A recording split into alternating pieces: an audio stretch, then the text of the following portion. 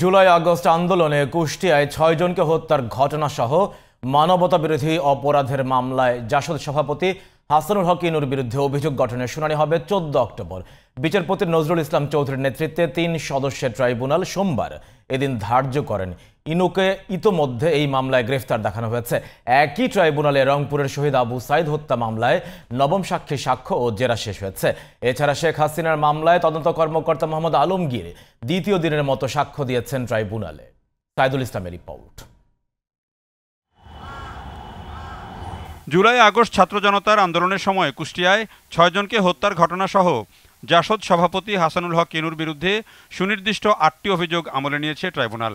সোমবার এই মামলায় তাকে হাজির করে গ্রেপ্তার দেখানো হয়। অভিযোগ গঠনের শুনানির জন্য ১৪ অক্টোবর দিন ধার্য করে ট্রাইব্যুনাল ২। কগনিজেন্স নেওয়ার পরে আজকে তাকে পিডব্লিউ মোলে অনারেবল ট্রাইব্যুনাল ২ হাজির করা হয়েছে এবং তাকে সেই মামলায় কাস্টোডি ওয়ারেন্ট অর্থাৎ সিডব্লিউ ইস্যু করা হয়েছে এবং চার্জ হিয়ারিংয়ের জন্য দিন ধার্য করা হয়েছে। একই ট্রাইব্যুনালে সোমবার সাক্ষ্য দেন রংপুরের আবু সাইদ হত্যা মামলার নবম সাক্ষী মোহাম্মদ আরমান হোসেন। আবু সাইদের সহযোদ্ধা আরমান এই হত্যার বিচার চান আদালতের কাছে। যারা হত্যা করেছে, যে দুজন পুলিশ বাহিনী এএসআই আমির আলী এবং কনস্টেবল সুজচন্দ্র রায়, আমি সবার বিষয়ে উল্লেখ করেছি। যেহেতু আমি একজন প্রত্যক্ষদর্শী আবু সাইদের সহযোদ্ধা, তো আমি তাদের সর্বোচ্চ বিচার দাবি করেছি। বিজ্ঞ আদালত তাদের বিচার সুষ্ঠুভাবে করবে, এটা আমি প্রত্যাশা রাখি।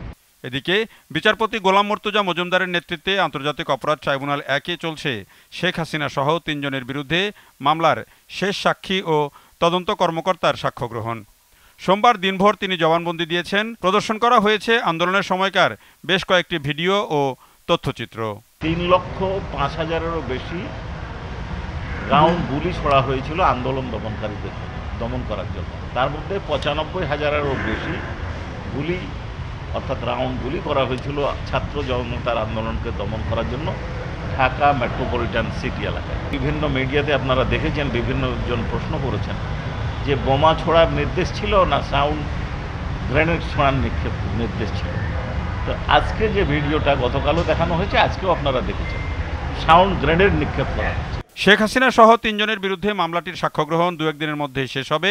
এরপর যুক্তিতর্ক শুরু হবে বলেও জানায় prosecution. Saidul Islam, GTV news, Dhaka.